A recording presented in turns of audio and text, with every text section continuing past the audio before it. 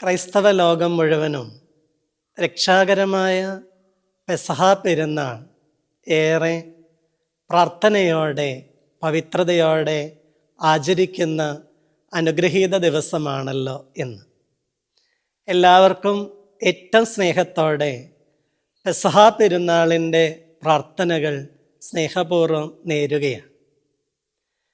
രക്ഷാകരമായിരിക്കുന്ന പെസഹ നമ്മെ പഠിപ്പിക്കുന്നത് പ്രധാനമായി 3 പാഠങ്ങളാണ്. 1, മുട്ടുകുത്താൻ മനസ്സുണ്ടാകണം. 2, മുറിയപ്പെടാൻ മനസ്സ് കാണിക്കണം. 3, മുഖപക്ഷമില്ലാതെ സ്നേഹിക്കാൻ സാധിക്കുക. ലോകൈക രക്ഷകനായ യേശു തമ്പുരാൻ മുട്ടുകുത്തിയത് തൻ്റെ മേലധികാരിയുടെ മുമ്പിലല്ല, മറിച്ച് തൻ്റെ ശിഷ്യഗണങ്ങളുടെ പാദം കഴുകാൻ വേണ്ടി അവരുടെ മുമ്പിലാണ്. മനുഷ്യർ മുട്ടുകുത്താൻ മടിയുള്ളവരൊന്നുമല്ല. തങ്ങളുടെ മുകളിലുള്ളവരുടെയും തങ്ങളെക്കാൾ അധികാരം കൈയാളുന്നവരുടെയും മുൻപിലാണെന്ന് മാത്രം.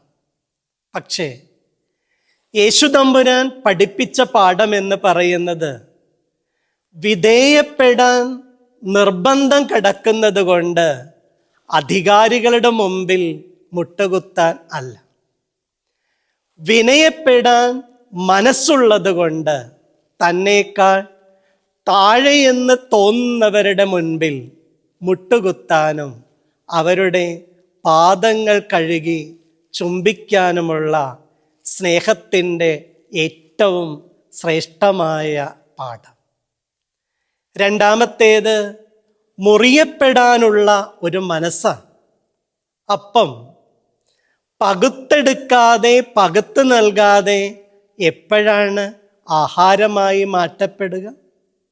ജീവിതത്തെ മുറിക്കാനും പങ്കുവെക്കാനുമുള്ള ഒരു സ്നേഹശാഠ്യമായിരിക്കണം ഈ പവിത്രമായ പെസഹ പെരുന്നാളിൻ്റെ പാവന സ്മരണ നമുക്ക് പകർന്നു നൽകേണ്ടുന്ന ആത്മീക പാഠം. മുറിയുമ്പോൾ വേദനയുണ്ടാകും, മുറിയുമ്പോൾ നൊമ്പരമുണ്ടാകും. പക്ഷേ മുറിയപ്പെടുന്നതിലൂടെ മറ്റൊരാൾക്ക് ആശ്വാസമുണ്ടാകും, ആനന്ദമുണ്ടാകുമെന്ന തിരിച്ചറിവാണ് സ്നേഹപൂർവ്വം ചില നൊമ്പരങ്ങളെയും വേദനകളെയും ഏറ്റെടുക്കാൻ നമ്മെ പ്രേരിപ്പിക്കുക. നോമ്പ് അത് നോവും അൻപും കൂടിച്ചേരുമ്പോൾ ഉണ്ടാകുന്നതാണ്. സ്നേഹത്തോടെ ഏറ്റെടുക്കുന്ന നൊമ്പരങ്ങൾ, അൻപോടെ ഏറ്റെടുക്കുന്ന വേദനകൾ, അതാണ് നോമ്പിനെ യാഥാർത്ഥ്യമാക്കി തീർക്കുന്നത്. 3, മുഖപക്ഷമില്ലാതെ സ്നേഹിക്കാൻ പറ്റുക. നിങ്ങളെ സ്നേഹിക്കുന്നവരെ തിരിച്ച് സ്നേഹിക്കുന്നെങ്കിൽ നിങ്ങളുടെ സ്നേഹത്തിന് എന്ത് പ്രത്യേകത എന്നാണ് യേശു നമ്മളോട് ചോദിച്ചത്. തന്നെ ഉപദ്രവിക്കുന്നവരെ, തൻ്റെ ശത്രുക്കളെ പോലും സ്നേഹിക്കാൻ കാണിച്ച യേശുവിൻ്റെ മനസ്സാണ് ഈ ദിവസത്തിൽ നമ്മൾ ധ്യാന വിഷയമാക്കേണ്ടുന്ന കാര്യം. സ്നേഹപൂർവ്വം തൻ്റെ നെഞ്ചോട് ചേർന്നിരുന്നവനെ മാത്രമല്ല, ഈ വിരുന്നിന് ശേഷം തന്നെ ഒറ്റിക്കൊടുക്കാൻ വേണ്ടി ഇരുളിലേക്ക് ഇറങ്ങിപ്പോകാനിരിക്കുന്നവനാണെന്ന് തിരിച്ചറിഞ്ഞിട്ട് അവനെ കൂടെയും അതേ സ്നേഹത്തോടെ ചേർത്ത് പിടിക്കാൻ കാണിച്ച യേശുവിൻ്റെ മനസ്സ്.